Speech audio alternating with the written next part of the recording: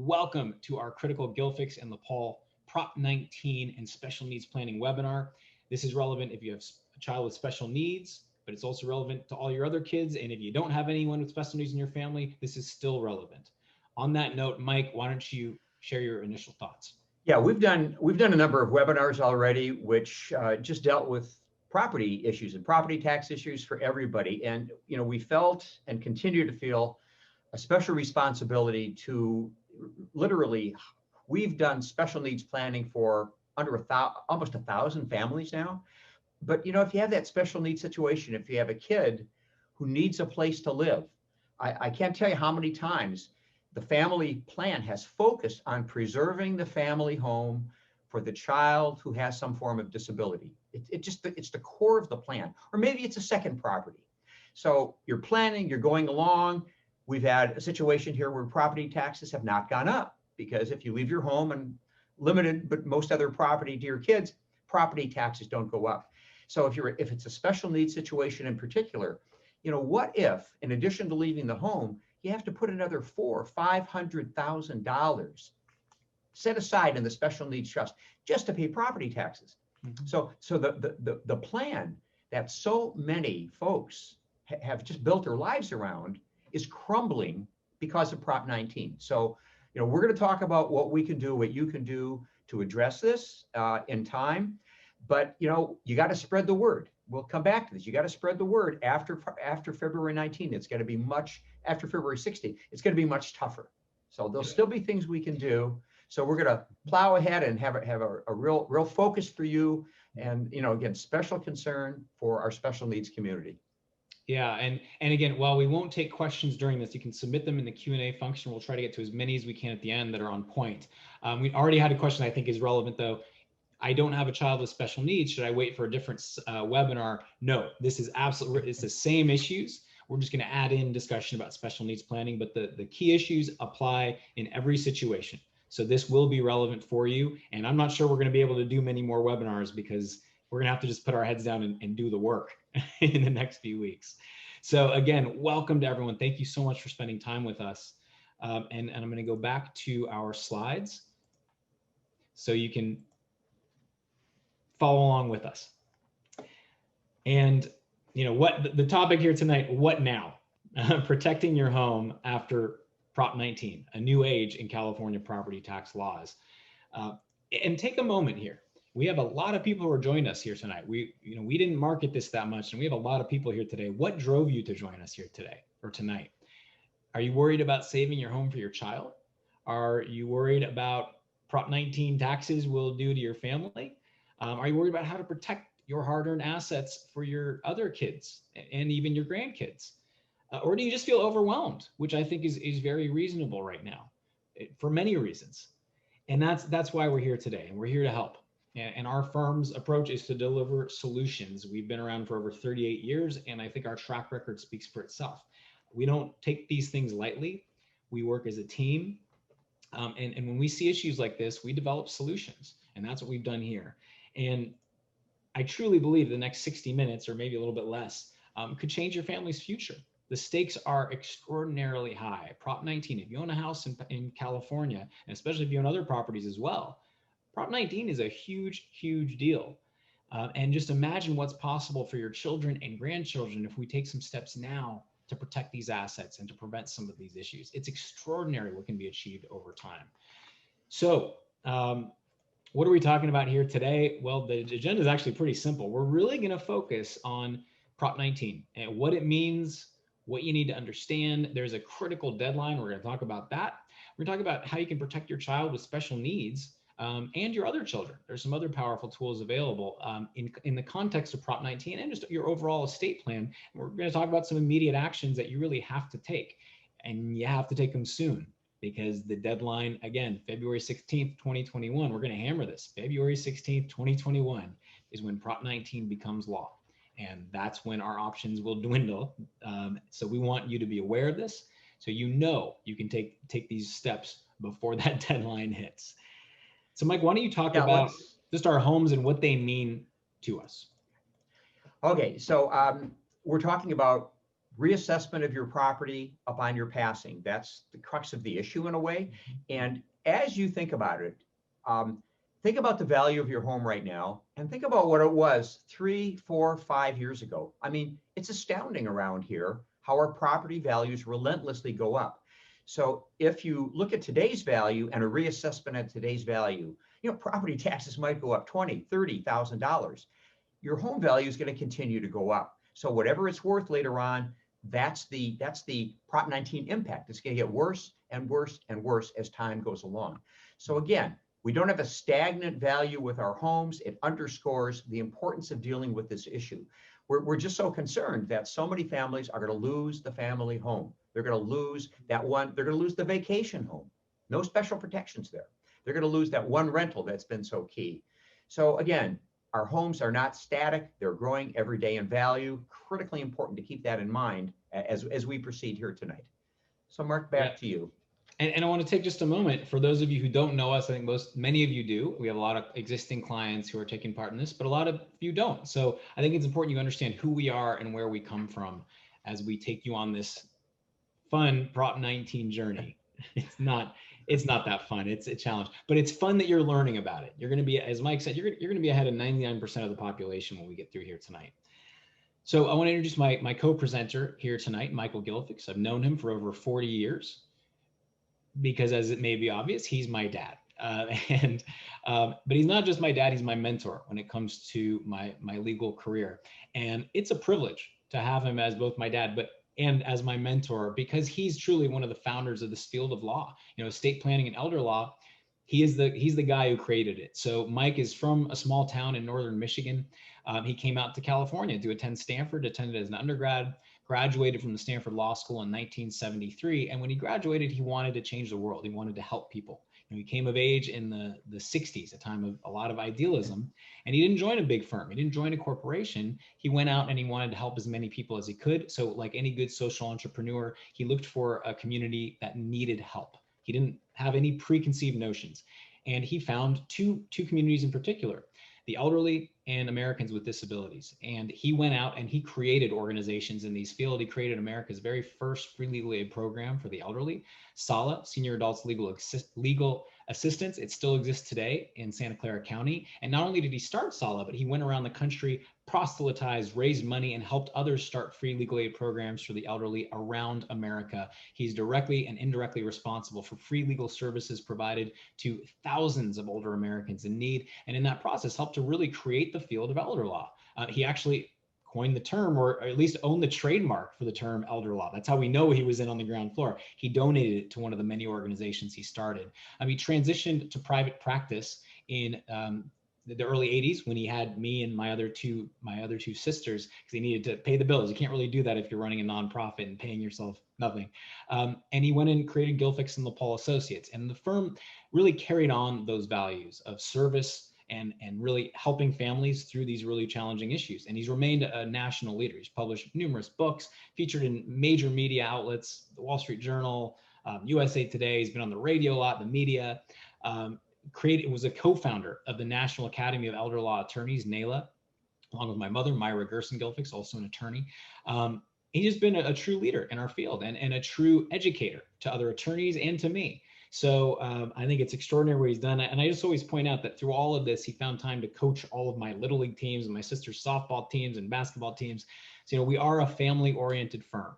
We are a family firm, but we consider all of our team a family, and it's all about serving families. We think about this in your shoes. We are not on high preaching what you should do. These are issues we deal with as well. And Mike is one of the best, if not the best in the country to lead you through it. So on that note, let me introduce Michael Gilfix. Thank you, Mark. Thank you. What a kick. I mean, frankly, you work with your kid and you get to do work that's meaningful. And we yell at each other sometimes, but it's a kick. It's a privilege. So you can appreciate that, everybody, I'm sure. So, okay, let me introduce Mark real briefly here. So Mark also went to Stanford undergraduate. His major is management science and engineering, kind of a blending of high tech, how to program, and business. He got a job immediately with one of the top international management consulting firms in the world. Did that for many, many years with great success. While doing that, he also went to law school while doing it at the same time. Graduated at the very top of his class in Loyola. He was the class speaker, which is always kind of an acknowledgement of leadership and a privilege.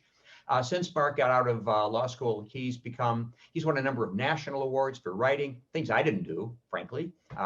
Won a number of awards nationally for writing. He's also been a speaker all over the country on television. He also had some success, by the way, I have to say, as an actor.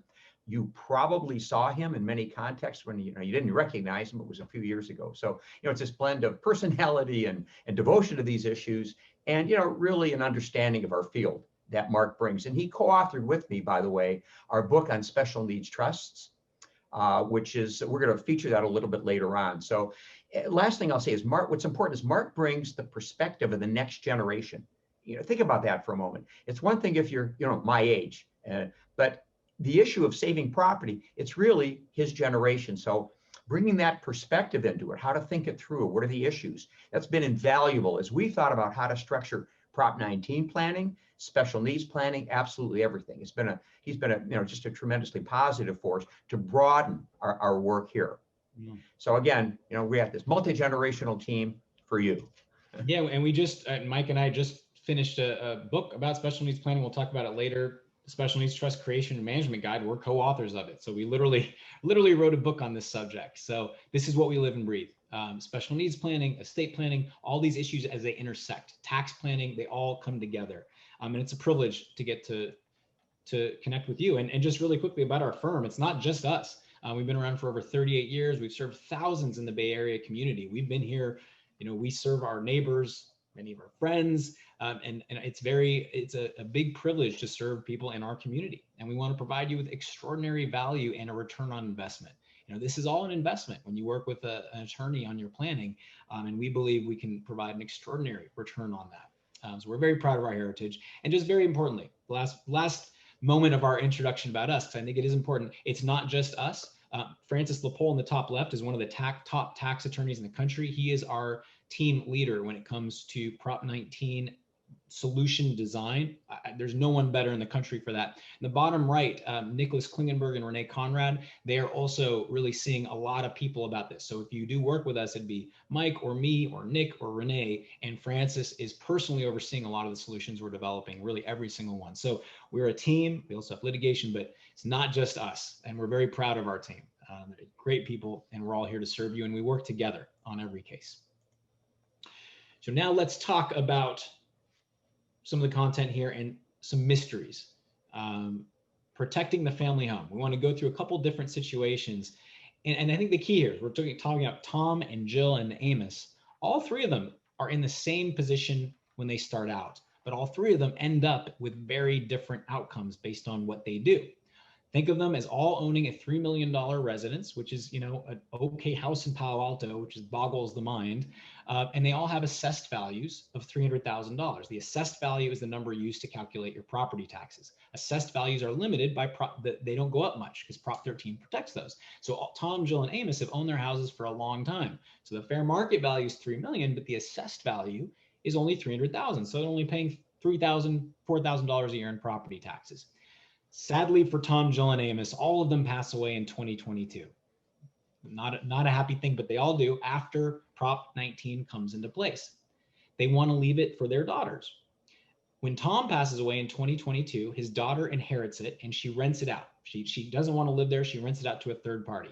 What happens to her property taxes? Well, they go up from $3,000 a year to over $30,000 per year in perpetuity. Massive increase, a 1,000% increase in taxes. Jill, same situation. When Jill passes away, also leaves it to her daughter. Her daughter lives there. And if you read some of the stuff about Prop 19, you might have said, oh, well, if a child moves into the house, they're okay, right? Wrong. Property taxes in this situation, even when a child lives in the home, will go up from $3,000 a year to over $20,000 a year. Not protected. Now, Amos, on the other hand, same situation. He passes away in 2022. At that time, his daughter takes ownership. Property taxes remain at $3,000 a year in perpetuity. What is the mystery here? What did Amos do that Tom and Jill didn't do? That's what we're going to be talking about. So let's look at one more mystery before we start to solve these mysteries. Okay, here we have the famous Mr. Y and the equally famous Mr. Z. Okay, so they're in Los Altos. They bought their homes many, many years ago in the 70s. Current values around 4 million. And you go back to the 70s, you could buy a house then. I mean, it didn't cost that much. That's why I say location, location. They happened to buy in Los Altos. So therefore it's worth 4 million. Buy in my hometown, that's worth about $60,000. You know, very, very different. Okay, so current assessed value, 350. They bought it so long ago. Property taxes about $4,000 a year. That's all. Okay, they have 2 kids. One is severely autistic. That's Emma. The whole plan, as said earlier, was to save that house for Emma. It's the only home she's known. To not live there would be upsetting beyond words. So again, the focus has been on Emma and the house. Before Prop 19, until February 16, they could pass along the home and property taxes would remain at $4,000 a year. But after that, and that's when death would likely occur unless they plan, property taxes go up to over $35,000 a year. Every year, adjusted a little bit upward each year. You know, it's like $500,000. Okay, so in this situation, it's probable, because they don't have a lot of other money, the home is going to be lost, the home is going to be sold. This is exactly the outcome that we abhor and that you have to be aware of. Now, Mr. Z, same situation, same profile, but the difference, of course, is that he took appropriate steps. Property taxes don't go up. They save $500,000, but more importantly, they saved the home for Mr. Z's daughter. So now how can this be and what's the mystery? Something we will revisit shortly. Yeah, let's very quickly go back to that first mystery. Don't want to keep you in too much suspense. So Tom, Jill, Amos, all of them own $3 million fair market value homes with very low assessed values for property taxes. When Tom passed away, his property taxes for his daughter went from $30,000 to $30,000 a year. Remember, his daughter rented the home out. So she didn't take possession. She never moved in. She never claimed it as her primary residence. In that case, even if it's the primary residence for a parent-child transfer, there's a full reassessment of property taxes. There is no protection for a parent-child transfer under Prop 19 unless that child lives there. And you might be thinking, okay, well, Tom's child didn't live there, but what if she had? And that's Jill's situation. Jill's situation, though, the property tax, instead of going up from $3,000 a year to $30,000 a year, they still went up from $3,000 a year to $20,000. So a minor, they saved some money, but they still went up massively. Why is this? Jill's daughter made it her residence, or her daughter made it her residence. And what does that mean? It means only the first $1 million in fair market value is protected from a reassessment. The house is worth $3 million and the assessed value is only $300,000. So that's a big difference. It's way more than $1 million gap. So therefore, there was still a massive reassessment in property taxes. So Jill's daughter did not get much of a benefit. She got some, but property taxes still went up over 8 times. They went up and up, so they went up massively. Amos, on the other hand, no change in property taxes. And it doesn't matter if Amos's daughter lives in the house or rents it out, by the way. Why? Because Amos took planning steps before February 16th, 2021. It saves over, and when you look at these numbers, it can boggle your mind. Property tax increases are annual. And once they go up, they never go back down and they remain at that high level in perpetuity. So if your family wants to hold on to the house, we're talking 5, 10, 15, 20, 30 years of higher property taxes. That can add up to hundreds of thousands or even millions of dollars in increased property taxes. And that's why it's so critical to act before February 16th, 2021. So a couple of points. The folks who are giddy about this are, I guess the tax collectors and realtors, right? Because if countless additional folks can't hold on to the property because of property taxes, they're going to have to sell. And, that's where a lot of the funding of Prop 19 came from. So, acknowledge their success. I also want to say that a couple of weeks ago, there was an article in the San Jose Mercury where many of us get our news. And there was an article about Prop 19. And it said that if your child lives in the house under Prop 19 after you pass away, property taxes don't go up. I mean, it was just plain wrong. So that kind of misleading information is going out to everybody who's reading the Mercury. We have about 400 folks with us tonight. That's a lot, but it's a drop in the bucket. So again, the misinformation is everywhere. Most people are going to be just consumed by misinformation. They're going to do nothing. And I want to say, we don't have another slide about Mr. Y and Mr. Z. Obviously, Mr. Z did his planning, right? That's why he was able to protect the house for his daughter. Yeah, and just in defense of realtors, I had 2 clients last week who were realtors, and they personally said they were so pissed off that this passed. They said, okay, I get it, the National Association of Realtors or California Association pushed it, but it was screwing them up too. So yeah, there'll be a few more sales, but a lot of realtors were frankly caught off guard by this themselves. Realtors are people too. That's right. That's right. Lawyers are people too. Quote us on that too. So it caught a lot of people off guard, including a lot of members of the organization that funded the push for Prop 19. So let's take just a brief step back and we think about estate planning. Prop 19 is one part of this, but you really need to have a complete estate plan to protect your assets. Just some 4 critical documents or sets of documents that really everybody needs. This is not the focus of this talk, but if you don't have these, you need to get these into place. Everybody needs, especially if you have property, a revocable living trust. You don't want a will, you need a revocable living trust. You need durable powers of attorney for finances. That covers day-to-day financial issues if you're incapacitated and can't manage for yourself. Critical. Advanced healthcare directives, medical decision-making if you're in the hospital, can't speak for yourself and need someone to stand there for you. And really, we think everybody, especially if you have a child with special needs, you need a special needs trust for that child. We'll talk about that in a little bit. And if you have other children, or if you don't have any children with special needs, family protection trusts are key. You have to, we're going to talk about what those are briefly, but there are ways, regardless of Prop 19, that you can protect assets for future generations in really powerful ways. So we want you to be aware of that. That is, again, not the focus of this, but it all comes together. And again, we look at this holistically. We don't just look at things in a one-off way. We want to make sure that the whole picture is really covered, because mistakes are made when you're not aware of the whole picture.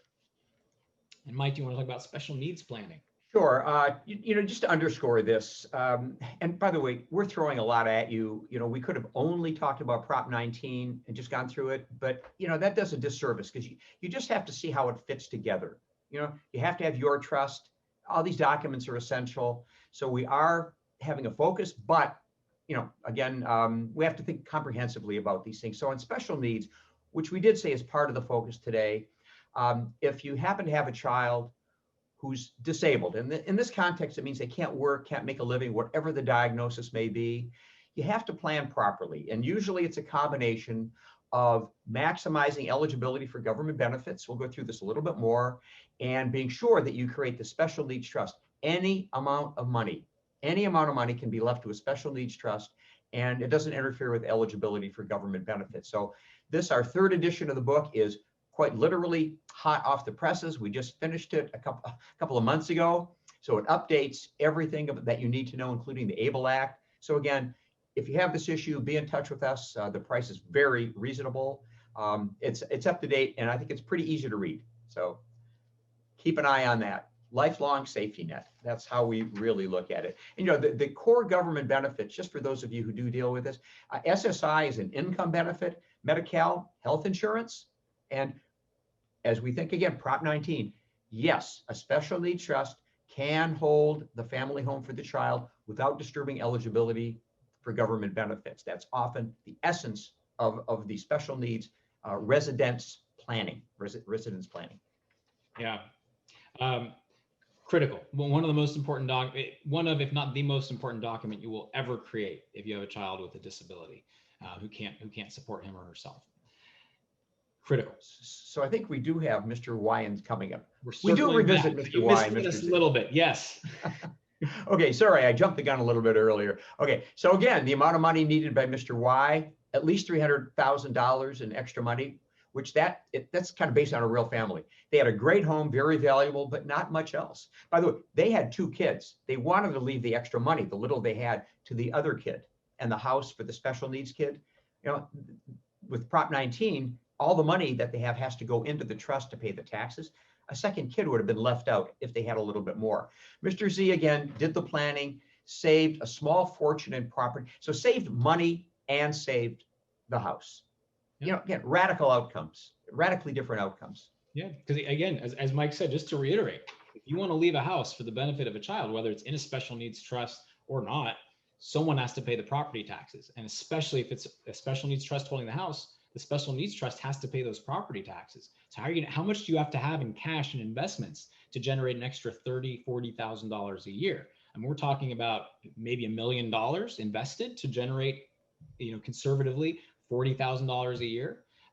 So the value planning ahead can be worth like $1 million if you take the right steps. Logic says that there would have been exceptions for special needs families or those with lower incomes and lower levels of assets, but not so. There are no exceptions. No. And I see we're getting some questions coming in. We're going to try to circle back to those at the end of this talk. So again, feel free to submit them in the Q&A function. We'll try to get to some of these questions at the end. And I think the key thing is Prop 19 planning. Anything that we do has to be coordinated with special needs trust and other asset protection tools for your children. It's not just about protecting assets for a child with a disability. There's other steps you can take for other children. And why don't we talk about one of those really powerful tools? Planning for future generations, the Family Protection Trust. That is our firm's version of a dynasty trust. So, let's say you have two children. One has a disability, the other doesn't. You can protect assets for the child with a disability in a special needs trust, but there's also a very powerful trust that can protect your other child. Now, why does Bernie Sanders want to get rid of these trusts? It's not a political statement. He's on record saying that. Well, I think you can get a clue from articles all over the media, including the Wall Street Journal, talking about the power of these trusts. And if you Google the term dynasty trust, you'll get a flavor of what they can do. But very simply, again, not the focus of this talk, but why would you create a family protection trust for a child? And here you would leave assets not to your child, but to a trust, the family protection trust, for his or her benefit. Now, why would you leave it to a trust instead of to your child directly? 3 big reasons. Well, if your child gets divorced, divorce rates remain very high. The assets you leave them are separate. They're not commingled. They're not lost in a divorce settlement. If you leave assets directly to your child, they often get commingled and are lost in a divorce settlement. 2, if your child is sued, we live in a litigious society, car accidents, business deals, whatever, lots of lawsuits. If you leave assets directly to your child, there's no protection from lawsuits. If it's in a family protection trust, there's a barrier. The trust is not your child, it's separate. So someone would have to break the trust to get into it, a high level of protection. 3, when your children pass away, we don't know what will happen with estate tax laws.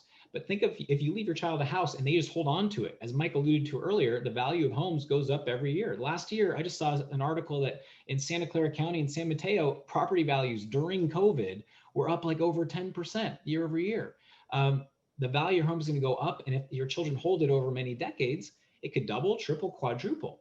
If you leave it directly to them, that's all part of their taxable estate. 50% of it could be lost in estate taxes. If it's in a trust subject to some limits, what you leave your child plus future growth is not part of your child's taxable estate. It goes from your children to your future grandchildren, free of estate tax exposure. That alone can save millions of dollars.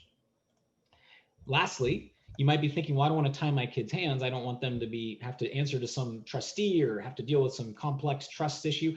Well, you can name your kids as their own trustees of a family protection trust, or you can give an age restriction, when they reach the age of 35. So it's an incredible way to leave assets for the benefit of a child who doesn't have a disability in a way that protects them and in a way they still have a high level of control. So really, really powerful trust. And that's something that we think every family should be aware of and really should put into place. So on that note, so that's about protecting assets. Mike, anything you add here? No, I think, I guess the only point is the Family Protection Trust or the Special Needs Trust is carefully integrated with the Prop 19 planning. We'll revisit this a little bit later, but these things all fit together. That's maybe the most important point here. Yeah, and one last thing I'll add here. This is very protective for your kids, but it's even more protective for your grandkids. And just on that note, I have a new nephew, and my dad has a new grandson, Miles Ethan Gilfix West, who was born just over 2 months ago, 2.5 months ago. Yeah, so we have a new member of our family that we're all very excited about. Miles, that perfect grandchild, He's pretty cute. But that's what this is about, protecting future generations. It is. Let's go back. Prop 19. Let's do that. So, we've meandered perhaps just a little bit. We've talked about dynasty trusts. We've talked about the documents that you need to have in place, but let's revisit this. We're going to get a little bit redundant here on purpose. We'll say the same thing a few different ways to be really sure that it comes across. Okay. And some of the questions that I've seen here kind of underscore the need for us to do this. Okay. So currently, until Prop 19 goes into effect, we have the benefit of Proposition 58. So Proposition 58 said two very powerfully important things. Number one, your residence of any value can go to a child or children, whether or not they live in it, and property taxes do not go up. This is gone as of February 16. In addition, Proposition 58 said, in addition to the residence, which can be of any value up to $1 million in assessed value of other real property, that can be passed along to your kids, also without a property tax increase. So, it's dramatic what can be done. Now, come with Prop 19, there's a dramatic limit, as said, on how much can be protected if and only if a child lives in the house. So remember, if a child doesn't live in the residence, no protection whatsoever from reassessment under the new legislation. So tens of thousands, millions, billions if we look all over the state. Dramatic impact. So let's go to the next one, which again, different perspective on it, but again, we're going to kind of make the same points again. Okay, so before that date, it is possible to transfer title, could be by direct gift, and you would capture the property tax benefits, but that would be a terrible mistake because they would take your cost basis, resulting in enormous capital gains taxes later. So again, we have to have an eye on myriad tax issues. If we deal with property taxes under Prop 19, we have to be careful about estate tax implications, gift tax implications, capital gains tax implications, and income tax implications. So, very complicated, and we're dealing with all of these aspects, of course. So the residence and then the other $1 million worth of property. And after February 15, dramatic changes, as we've said, the reassessment will batter every family where someone passes away leaving property. Mm-hmm. And let's actually explore what this means for rental properties. I'll take this one, and you can certainly chime in. So, remember, go back to Tom, Jill, and Amos. Tom and Jill didn't take any steps. Property taxes go way up. Amos did, and property taxes were protected. And solution, there's no one solution, by the way. When we say solution, I know we're not getting many specifics because there's no one exact way. That's why we want to meet with people and go through different trade-offs. But let's talk about rental properties. As Mike said, if you have a rental, whether it's a rental house, a duplex, a fourplex, and you're hoping that will support your child with special needs or just stay in the family, no property tax protections after Prop 19 comes into place. So let's give a quick example. Bill owns a fourplex. He bought it many years ago in Sunnyvale. He paid $150,000 for it. Now the assessed value used for property tax calculations is $200,000, much lower than the fair market value. So he's only paying $2,500 a year, $3,000 a year, something really low. When he passes away in 2022 under Prop 19, there are no protections for any other rental properties. Today there are. As Mike said, you can protect some rental properties from reassessment. After Prop 19 comes in, when Bill passes away in 2022, property taxes go from $2,000 a year to over $20,000 a year. It'd be more like $24,000 actually, indefinitely.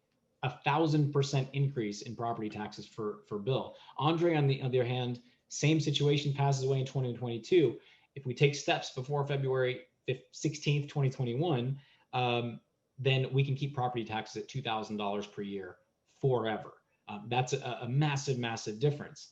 And the key is Andre took some steps before February 16th, 2021. So again, not taking action can be absolutely devastating. And we're hammering this again. This is about protecting your home and your investment property for your special needs child. And we have developed some uniquely crafted trust solutions. They're not right for everybody, but we've developed a few different approaches for families to deal with Prop 19. Anything you'd add here, Mike? No, actually, I was looking at some of the chat questions. We have about 30 of them so far, and I'm trying to, identify a couple after we get into them so I can be coordinated and respond real efficiently. So carry on. Yeah, no worries. So I think it is important to spend just a moment on estate taxes because this is a big deal. If you own a house, you may have to be aware of this. So the estate tax, just some facts. Mike, do you want to? Yeah, again, underscoring that we can't blithely go forward with one particular strategy to deal with Prop 19, because some strategies actually make estate tax exposure a little bit worse. Some make it better. So that's why, again, there's no one solution for everybody. We have to be aware of the estate tax. Now, the current level of protection is awesome. It's like 11.5 million. Actually, as of January 1, it's 11.7 million per person. That's almost $24 million that a married couple can pass along.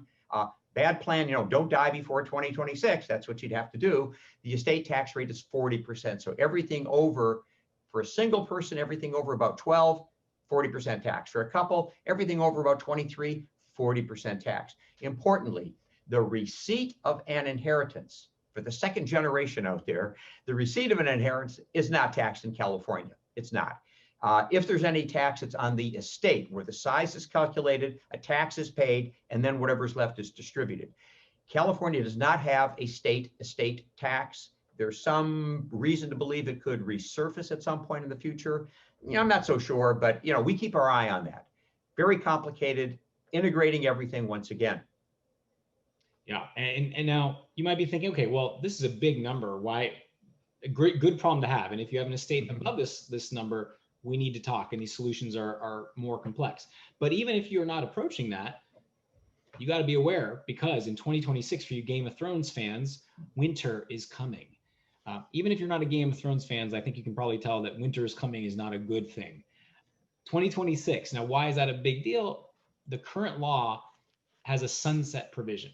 If Congress and the Senate do nothing until 2026, it will end on January 1st, the current level of exemption ends, just because that's how the law is set up. And at that time, unless Congress does something before then, it will be cut in half.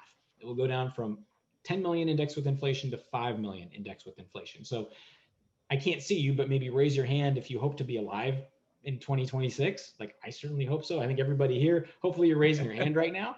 So that's an issue. But not just 2026. We got to keep an eye on what might happen before then. It's very possible that laws could change. The last, the Tax Cut and Job Act, or whatever it was called in 2017 that passed, it was passed with a simple majority. So all that Democrats would need to change tax laws is a simple majority. And we have an election in January in Georgia where Democrats have a very legitimate possibility of retaking the Senate, and they would have the Congress, the Senate, and the presidency. And that's when tax laws can change. Now, even if Democrats take those seats, I don't know that the estate tax law will change, but there's a chance. And in 2022, it could change. In 2024, it could change. So we have to keep an eye on it. Something that we just have to be aware of. And so again, when we look at the analysis for the steps you might take for Prop 19 and property tax issues, we have to be aware of this, because some of the solutions that we have, as Mike kind of alluded to, do not protect you from estate tax. And they're great. If your estate's well below the limit, they're fantastic. But if you're approaching the limit, not just today, but in 2026, we just have to be cognizant of that. And there's always steps we can take in the future to deal with it. But again, there's no one size fits all solution. And so, yeah, do I need to deal with this issue? Again, we're hammering you, hammering. Sorry. But do I need to think about this if I want my child to have the option of living in my house? Yes. No matter what level of assets you have, you got to think about this. You got to take action to protect your home and other property. And circling back to special needs planning, Mike, some thoughts here? Well, yeah, I mean, if you have a special needs child or other family member, I mean, you need to set up that special needs trust. Again, that's not our focus today, but we did want to bring in the special needs element. If you have a kid who's not disabled, it's that dynasty trust that makes all the sense in the world. So, make sure you have the trust in place that's right for your kids to hold assets for their benefit. Make sure it's coordinated. That's what we're going to be doing here for those of you who contact us. Integrating, again, everything, and special needs planning is near and dear to our hearts. I mean, if there's anything that we all feel very, frankly, emotional about, it's special needs. The need is so great, and we can have such a positive impact here. So again, we welcome everybody for whom we've already done this special needs planning. If you haven't, you need to do it. Even if you don't do it with us, I mean, you just need to do this planning effectively and carefully. Absolutely. So we are going to leave some time for some questions at the end, but we've thrown a lot at you. Hopefully, our goal here was to scare you straight, sort of, just to let you become aware of the problem. We obviously can't just give you there's no easy solution, but there are solutions. What can you do going forward? So you got to set a meeting with us. If you want to explore it with us, we have to set a planning meeting, and you got to do it soon. February 16th, 2021, that's when this new law comes in. We got to act before then. We have seen a big surge in demand, but we're making availability to see more people who are serious about taking planning steps. And there are a lot of issues, as Mike alluded to. It's not just property taxes. It's property taxes as they intersect with capital gains taxes, as they intersect with estate taxes, as they intersect with family issues and special needs planning. So again, there's no one size fits all solution, but we have integrated solutions for families. We need to get to know your situation, and then we can give you an idea of the path forward. And we truly believe this. Special needs families are hurt by Prop 19 more than any other, because by definition, if you want to leave a house for your child, if they want to have a chance of staying in California, I had a meeting earlier today where the family was like, they were very clear, our home is the only home that our son has ever known. And I hear that all the time, actually. We want to make sure he has a chance to stay there. And Prop 19 could eliminate that possibility for the majority of children with special needs, unless they come from families with substantial other assets. But even then, do you want all your other assets left for your child to have to go to property taxes? Shouldn't that be used to support your child, to get them the therapy they need, to get them the support they need? So really high stakes. And there's no carve out in the law. There's no exception in Prop 19 for children with disabilities. As there should be, and maybe someday. Yeah. By the way, Prop 19 amended the California Constitution. So you can't have some simple legislative amendment coming out of the assembly to fix this. Nope. So again, it's one of the reasons it's so significant. So, okay, how are we gonna do this? Just take our word for it. I'm not overwhelmed, but the demand is rather massive. We have some waiting lists right now, as some of the folks who sent in some notes have indicated. So here's how we're going to proceed. This is our vision. We're going to be available, and we'll give you the contact information in a moment, we're going to call them Proposition 19 consultations. The purpose being, so we can focus in on Prop 19. There's other issues that you have. We can revisit them later after we deal with this presenting issue. This is what we have to address now. So we do not do free consultations. We do not do free consultations. We charge at the hourly rate of the attorney with whom you meet. The assumption, because we're going to make these very efficient, is to be only about 30 minutes. You have to come prepared with some information. You'll see that in a moment. Now, if you're a special needs family, if you have a special needs trust in place, we need to know it. Particularly, did we do it? If we did it, we know how it's drafted. We know how to coordinate everything. If it's in place, but we didn't do it, we would need to see a copy of it. Okay. About Prop 19 itself, we need to gather information efficiently. So we'll try to do that in that 30 minutes, or we'll give you kind of a checklist so you can get it to us immediately if you decide to proceed. What's the assessed value? What's the market value? What are your property tax? What's the overall size of your estate? And do you want to protect property and retain it? We will then we'll come up with the optimal strategy. And again, we don't have one strategy. It just doesn't like that. We're going to look at your special needs trust.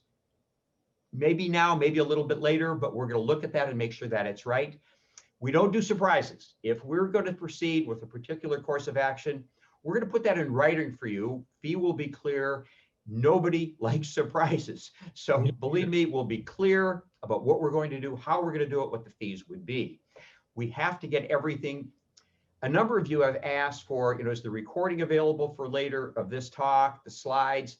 Maybe we can do that, but I hope you're only thinking about that for other people. If you're thinking, oh, you'll look at it next week, come the holidays. I mean, we don't have time. There's a very short time frame here. It's not our doing, it's the deadline.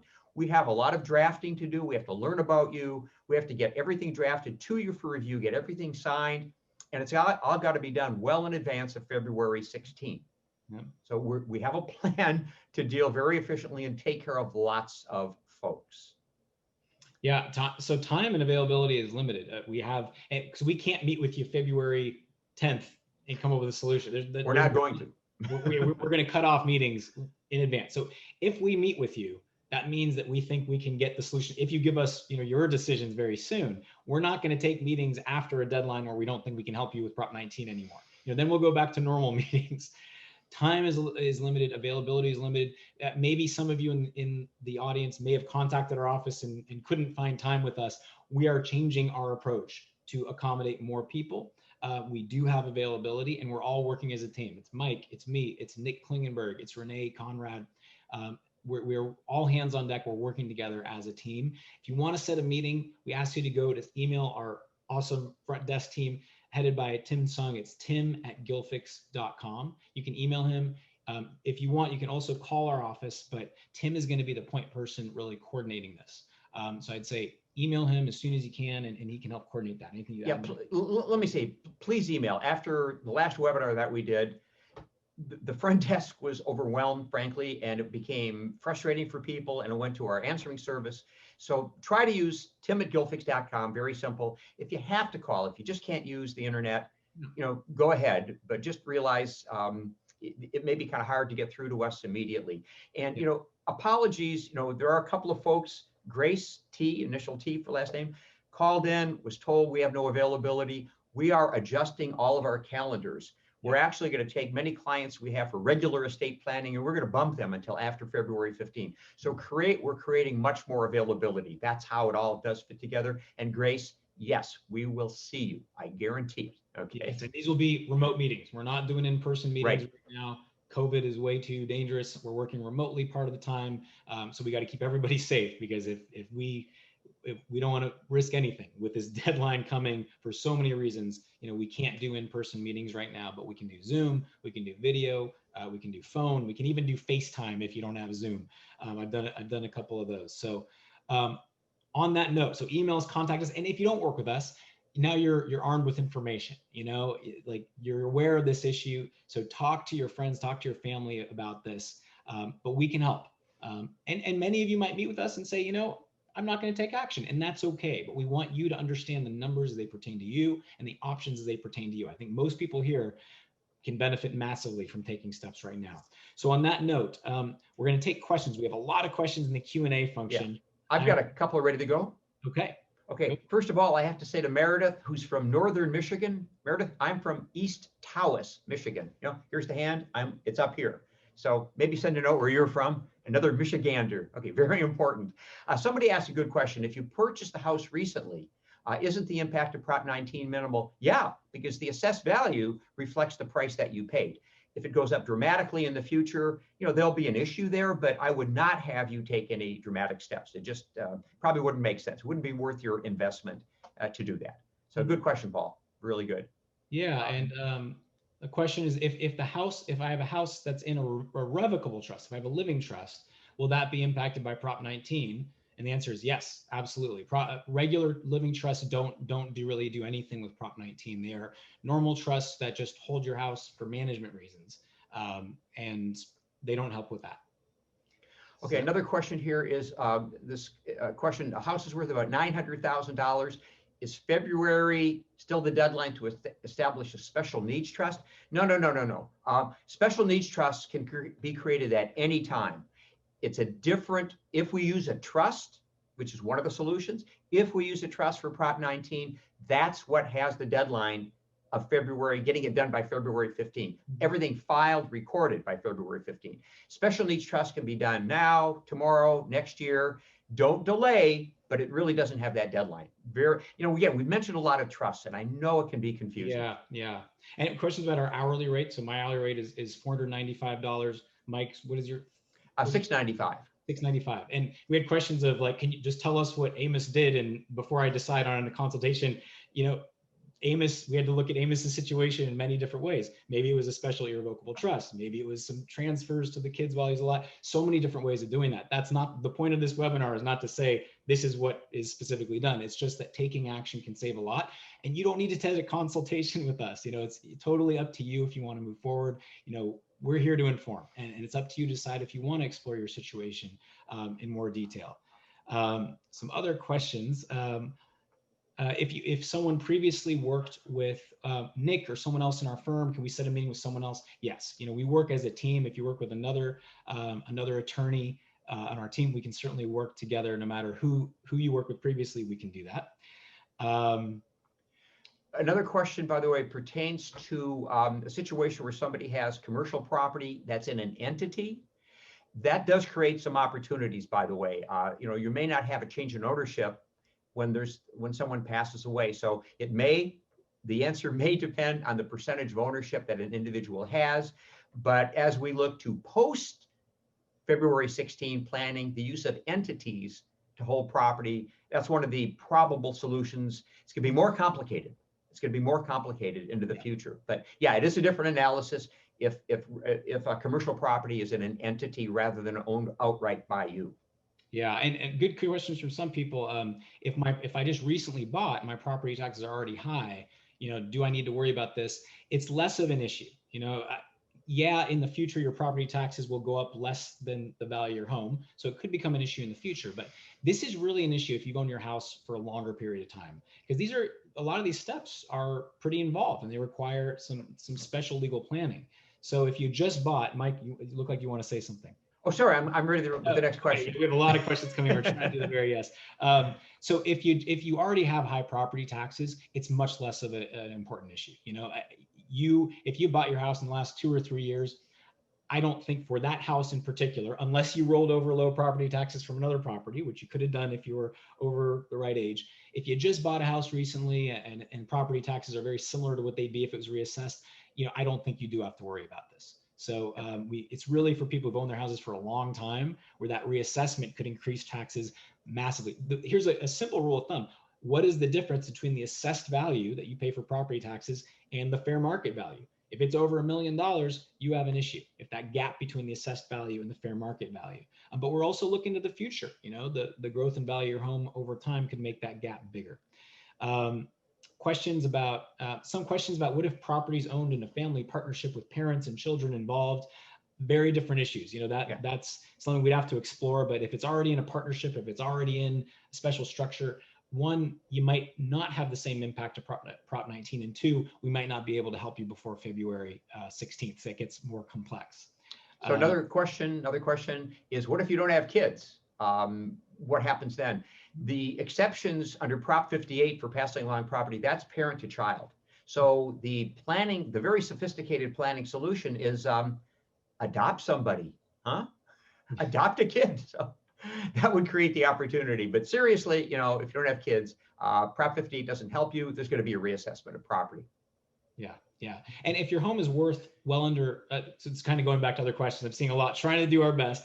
If your home is worth under $1 million, fair market value, Prop 19 is not as big an issue if your child lives in it. Because if it's worth under $1 million, by definition, that $1 million protection for a child who moves in is going to cover it. But it'll go up in the future, but it's less of an issue. So again, if you're deciding whether you want to meet with us or not, if you have that big gap between the assessed value and the fair market value, that's where this is higher stakes. You can almost run the numbers yourself. Look at if your home was reassessed tomorrow at its fair market value, imagine 1.2% property taxes. How much would your property taxes go up? And that's where we can really help to run the numbers. And that's why we need that information when we meet with you. And one question, how is basis preserved for estate tax purposes? Like what about capital gains taxes? Critical issues. Sorry, go ahead, Mike.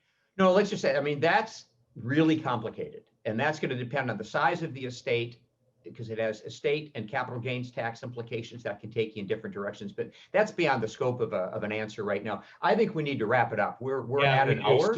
Yeah. And again, I wish we could wave a magic wand and give you guys a simple answer. There are different solutions, but we are developing some really powerful solutions for different situations. And we have to meet with you one-on-one. It's not a service to you if we throw out, this is what you need to do, because it's not one size fits all. And this is really, the focus of this was to just let you know that there is this issue, to help you understand the massive impact of Prop 19, and to let you know that there are solutions available. And we are here as a resource to help you with those, but we need to meet with you soon. So you can email tim@gilfix.com if you want to set a meeting. And otherwise, we hope you got a lot out of this. Whether you work with us or not, it's important you understand these issues. Just look at your situation.